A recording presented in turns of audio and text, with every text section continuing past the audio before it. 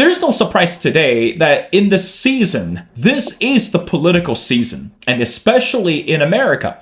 Not only that everyone is watching closely regarding the governor's race in the state of California. And keep in mind that this election result in California could actually even change the national political conversations. But meanwhile, let me bring another person into our conversation, Kamala Harris, the former vice president under Joe Biden. Now, recently, she sat down for a brief interview, and when she was questioned and regarding the war between US and Iran, for the first time, ladies and gentlemen, excuse my language, she dared to use the word bullshit. She said out loud, regardless was under the pressure from the audience, or perhaps that's something that she held for so long and never was given a chance to say out loud. How do we understand that? Again, such a rhetoric came out of former vice president and also even one time the presidential candidate to compete with Donald Trump. But let's talk about another person, AOC, the rising stars from the Democratic Party. She sat down, of course, almost the similar occasion, and she was asked whether she will be interested in running for president in 2028. As immature as she sounded, the answer was not yes, the answer was not no, but she said, and I quote, "I always put this country first, and I believe whatever the best decision, it should come from the party within." Oh, good Lord. How do we understand the messages from those two? And also, lastly, let's talk about the international news. In about a week or so, sitting US President Donald Trump is going to travel to China to meet with the Chinese President Xi Jinping. And this summit is going to draw up conversations not only from both countries and also within the international community. And what kind of message will the summit show to both countries, the leaders, and also to the rest of the world? Well, ladies and gentlemen, it's my great honor to invite our distinguished speaker. Again, if you follow our show, you should be familiar with our distinguished guest, Dr. Michael Patrick. And again, we know that every time we talk to Dr. Patrick, many of the attributes or the beauties that we have a Mike on the show back and forth, it's not only about his humor, but also about the straightforwardness from Dr. Patrick. Well, Michael, and welcome back to the show. Thank you, Will. It's always a joy to be here. Well, absolutely. Well, Michael, I want to get started. As I mentioned before talk about the summit between President Trump and President Xi, let's dive into Kamala Harris and AOC. And we know that if we all follow the politics closely, we should be very much familiar with the two names. But let's break it down little by little. First of all, for the first time, or for so long, that Kamala Harris has not been very outspoken regarding the current political state, and especially regarding the war between US and Iran at this moment. But recently, that she was invited to a conference and whatever the political occasion that we can describe, for the first time, that she used, excuse my language, the bullshit to describe the current status. Of course, I'm sure that maybe this is the word that she has been wanting to say for so long, but was never given the opportunity. So from your perspective, as someone, as Kamala Harris, again, as I mentioned, one-time vice president under Joe Biden, and also one time was given the shot to compete with Donald Trump for the presidential election. What do you think of that political rhetoric? I mean, is it still necessary to have someone like her on the stage to talk about the political state at this moment? And also, she has not confirmed nor denied her interest in running in 2028. Your thoughts, Michael? Well, you know, it's always interesting to see the rhetoric heat up as things become so tense. It really, honestly, is an incredible watershed moment for the Democratic Party to make some clear-eyed choices about where they want to go. Are they tired yet of playing backbench and playing to the extremes, or are they ready to build a broader coalition of regular Americans to be able to beat Donald Trump. And this is an opportunity for them to make some moves and to, yes, they're going to continue to build off their progressive roots, but they really do need to expand the tent and broaden the tent. I remember one time in LA at an event that we put together, and one of the most remarkable things, comments we got was that it was a broader tent kind of event. I think that this is what the Democratic Party has to consider is, are they ready to broaden the tent, to enable people to approach them and to have conversations? Because we argue and quarrel, but we do not have real persuasive kinds of arguments and the values of rationality that go along with that. I think that you can make so much progress shouting, but then there's a limit to that when it comes to persuading other people that might be looking for an opportunity to move.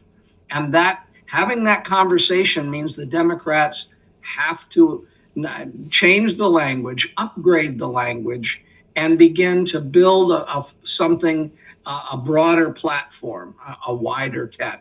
And so whether they're ready to do that is the serious question. Then once they've kind of made that commitment, they have to say who can best represent and reach out more broadly than the usual suspects.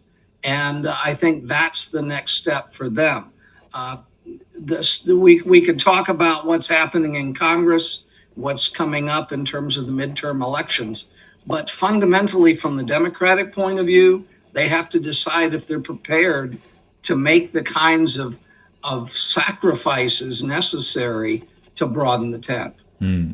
Michael, I know you and I, we had similar discussions before regarding the poll numbers. And again, remember once you told me never believe in the poll numbers because the poll numbers or the poll results, like the weather forecast, it could change from minute to minute, and there's no really serious indication about the facts. But right now, again, we're looking at the both parties, and again, based on the latest report, that the Republican parties or the popularity of the Republican parties really fell dramatically.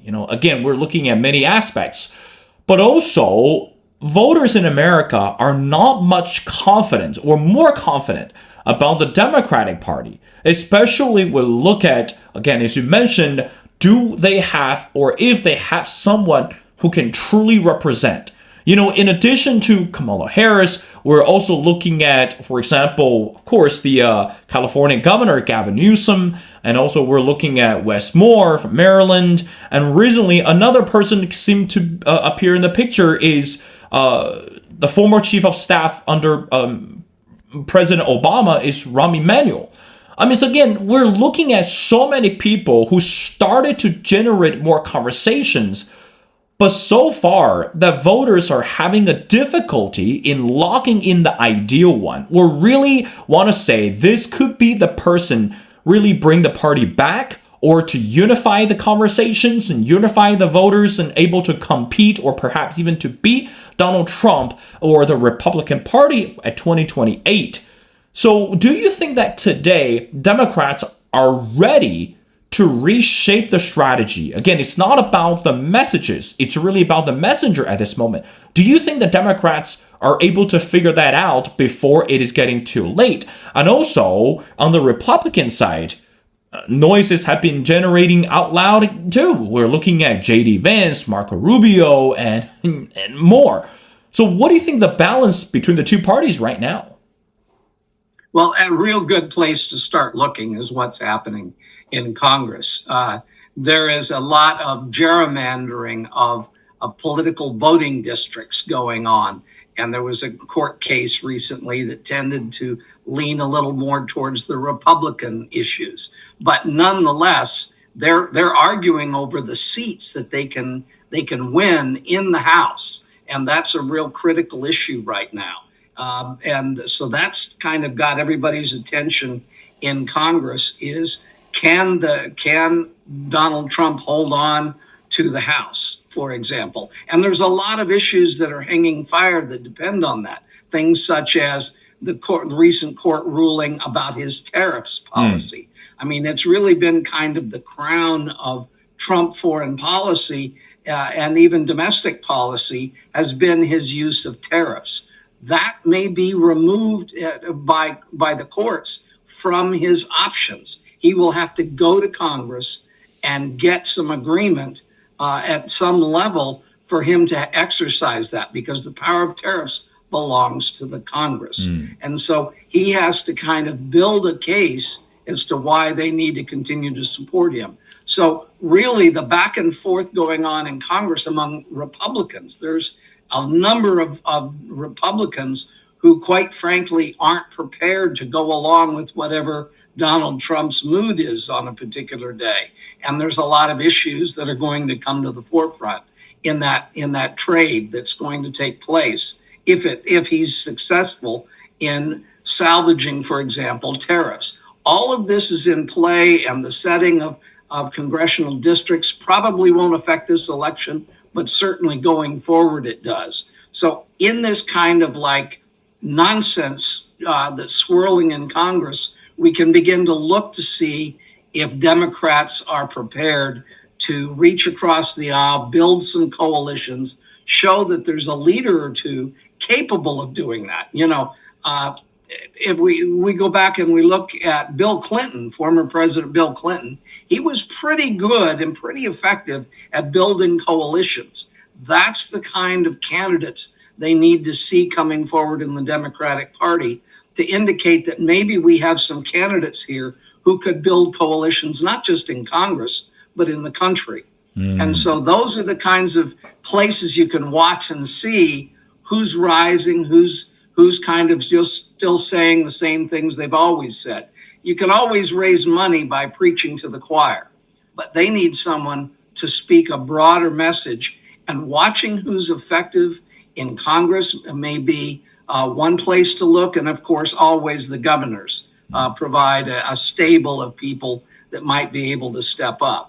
So it's an open season game, but the midterms are day after tomorrow, and quite frankly, there's some very serious questions and issues going on.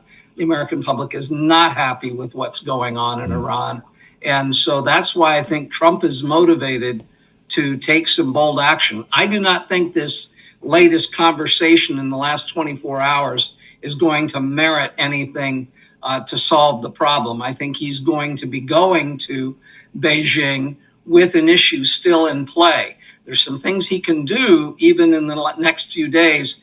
I don't think he's going to take the action until after he gets some conversation with President Xi. But there are things he can do to begin to turn this ship around and break the deadlock. So that's kind of waiting to see what Trump will do next.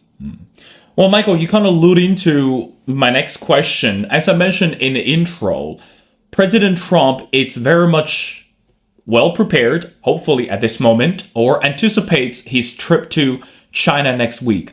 And again, prior to this trip, conversations took place between the two leaders, and delegates traveled internationally and also extensively regarding negotiations and deals and, the tariff on and off, back and forth.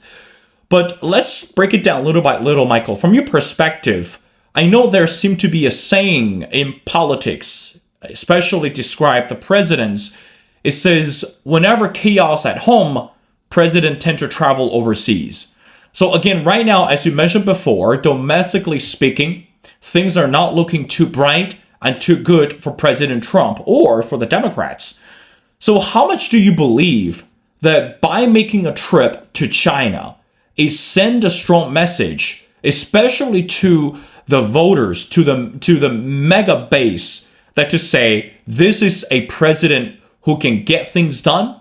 This is the president who are willing to travel extensively to reduce the threats overseas, but instead trying to make deals or trying to reach across the aisles, which we all should do, especially during this critical moment So in other words, do you think this trip to China for President Trump, it's a way or it's a mechanism to add credit to his political point, instead continue to be followed or to be boggled with those international puzzlements or international jeopardies? What do you think? Well, the ceasefire that's underway starting today between Ukraine and Russia, it's only 3 days after they finished having a fist fight over a ceasefire. But it shows that Trump is still trying to make a difference. There are real reasons for China to put pressure on Iran to back up a little bit and to climb off the crazy horse. And there's real reasons for China to do that because of its interests in the future of Iran to supply oil. There are about 20 tankers now gathering, large tankers gathering for Iran to offload its oil and store it in these large cargo ships. And if something were to happen to those empty cargo ships, so that Iran did not have a place to put all its oil and had to start capping wells, which could take months, even more than a year to reopen, that is a direct impact on China. And so, and while it may only be about 13% of China's oil, it's a significant situation because they've been buying about 90%, 90% of Iran's oil. So China has skin in the game. This is this isn't just something that China's sitting back and watching and with kind of a bemused interest at Americans' troubles, perhaps, but they're not just sitting back. They have a stake in this game.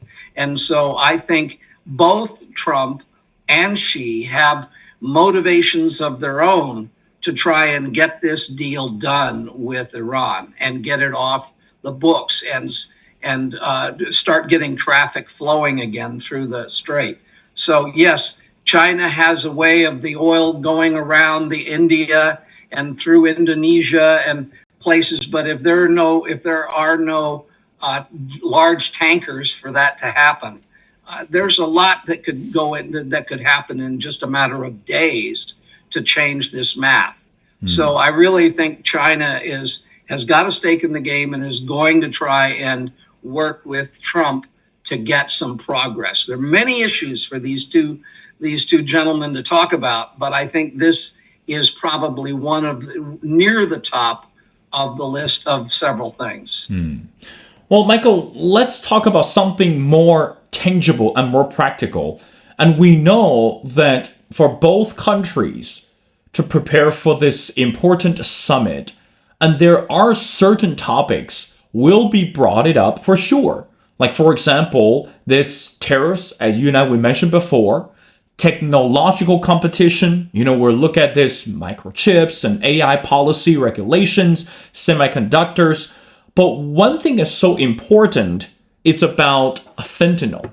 And this issue that, has been brought it up not only by President Trump and also prior to even during the Biden administration and also during the Trump first administration.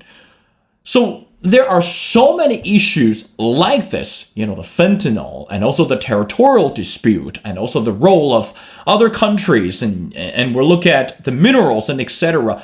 So how do you think, as a businessman or as from the business deal perspective, President Trump is able to, again, not looking for the solution, but at least start the conversation or restart the conversation without offending the other side? What do you think of that? Well, this is the whole art of diplomacy, isn't it? That Trump can identify what are the most important issues in President Xi's mind. What are the things he wants to see progress on? Identifying what those are is the first step before you figure out what you can offer and what kinds of things you may need. But I don't think we're going to see movement necessarily on issues like fentanyl. I think that President Xi's made his position clear. He's drawn up a lot of restrictions. he said, look, this is the US's problem. And I'm not sure how much capital the US wants to spend on that issue compared to several other critical issues. Technology, I think, is going to probably be on the conversation. Quite frankly, in a column I wrote yesterday, I was saying we're going to see what's happening in Russia become part of their conversation, because both leaders have to be a little concerned right now with what's going on with Vladimir Putin and his fear of assassination. He's gone into seclusion, and a lot of crazy things are happening in Russia, where the people are becoming more and more. There's greater unrest taking place in Russia. Their financial situation, they're highly dependent upon billions of dollars in debt to China. They are dependent on China. They can't pay their bills because of all of these other things. Ukraine is tagging out a lot of their oil reserves and their refineries and oil depots, and it's really becoming a problem for and cutting into Russia significantly. So I would say probably the Iranian issue is going to be high. I think what is going on with Vladimir Putin is going to be high on the list. But there, again, technology, these are some other critical issues that China has an interest in and would like to see move forward. So I think it's finding out what does President Xi want is a first step to not just a matter of what's on the American agenda, which may be much broader. Michael, I have two more questions before letting you go. Now, let's talk about the nation of Japan. Now, recently, that the leader or the head of Japanese newly formed government seemed to really got into trouble, especially with, we'll say, the reaction from China. She has been very outspoken regarding the territorial dispute, in South China Sea, and also this critical relationship between China, mainland China, and Taiwan at this moment. And China has been very firm, and especially regarding this, what we call internal debate. It's not an international topic. This is an internal debate. And we know that prior to President Trump's first scheduled trip to China, of course, because the war between U.S. and Iran, President Trump had to postpone the trip to May. But the Japanese Prime Minister visited Washington, D.C. And right in front of the Trump and also the international press, she seemed to challenge China again regarding the territorial conversation. So from your perspective, again, despite everything you and I would just said about the topics that are going to be covered and hopefully to be covered between President Trump and President Xi, how do you think that the conversation about Japan is going to come up? Or perhaps will it come up? Because Japan is one of the closest allies to the U.S. Not only we're looking at the G7, the G20, and also keep in mind the U.S. still has a solid military base in Japan. So how do you think that Donald Trump is able to handle this tension between U.S. and Japan at this moment? And how do you think that is able to hopefully to minimize the concern by using this diplomatic methodology? Well, Japan's prime minister has asked for a meeting with Trump as soon as he gets back from China. It's clearly an issue. The South China Sea as a whole is an issue, but certainly the upgrading of a military posture of Japan and its technology is a significant issue. We talked about what's on Xi's agenda. I suspect Japan definitely is on the agenda and whether they approach it directly or indirectly, I think it's critical to what's unfolding in the South China Sea, but also what Japan's posture is as it begins to kind of like rejoin the international game in a significant way. And this is a very popular prime minister. So I quite frankly think that we'll see a lot reflected in her conversations with Trump. But I'm sure she is going to be clear with Donald Trump about what he thinks and where maybe some of his red lines are regarding Japan. But Japan is not a minor player on this field, because it is kind of it has a significant role in the whole process, as well as what's happening in with American posture with Australia and nuclear deterrence and all sorts of other kinds of secondary issues, that not secondary as in minor. I mean, that will follow on to that whole issue of what's going on with the Philippines and the South China Sea. So yeah, definitely going to be part of their conversation, however brief that is. I mean, in 2 days, you can't really get it all done that you might like to be able to do. But there are certain topics that, they may never be spoken about aloud, but they're going to be approached. And Japan is definitely one of them. Well, Michael, I want to end our conversation, bring our talk again to what's happening domestically in America. Let's talk about the role of the Supreme Court. I mean, recently there has been a lot of conversations regarding the Supreme Court decision.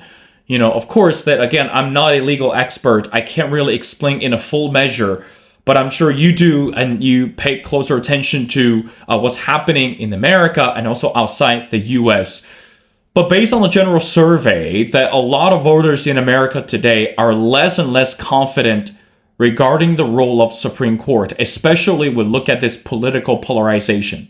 We're looking at this, many states are either have or are still in the process of redistricting itself, trying to gain the representatives for one party or another. And also among the African American politicians or representatives, they feel that this nation is not moving forward, but instead is start to targeting those, I would say, minorities. Especially we'll look at this immigration policy under Trump and etc. So, Michael, I want to hear your final thoughts. Do you think that today the Supreme Court in America is polarized or has been polarized because of someone who's in the White House? And also, how much can the voters in America still trust the legal system in America today? Your final thoughts. Well, I think the Supreme Court continues to hold its ground despite what would be expected criticism. But it's also the federal system has got to concern Donald Trump. I mean, in the last 16 months, he has launched something like 7,600 changes in tariff laws. And his last move has now been, the rug's been pulled out from under them in terms of its legal status, which is going to affect everything, including his conversations, by the way, with China and the discussions there. So they've got some real ground to cover in terms of the federal system. But whether you stand on the left or the right in your criticism of the Supreme Court and the federal system, I think it's going to continue to hold sway. There are too many other things going on. And yes, it's going to be criticized, and as the elections are, but nonetheless, I don't think that's going to be the piece that moves on the board next. I think it's going to be an opportunity for the parties to adapt and adjust. What the little forest fires that Trump has started internationally, he's going to have to learn about paying attention to his home front. And I think, quite frankly, I think a lot of the international partners are counting on that as a way of kind of muting some of the radical changes that have been put forward internationally. I think the Ukraine issue is going to reemerge as an interesting issue as soon as the Iranian process is put to bed. I think, quite frankly, the Iranian problem is something that both Trump and Xi have vested interest in resolving, and I think they'll make some progress. Well, again, Michael, everyone is looking forward to seeing the summit between President Trump and President Xi next week. again, I agree with you 100%.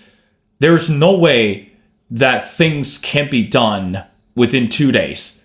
But at least by having the two leaders sit down, have the dialogues, it shows the unification, hopefully, to the international community. And meanwhile, President Trump has to find a tangible solution regarding the war between US and Iran, and also China has to move forward regarding this international diplomacy.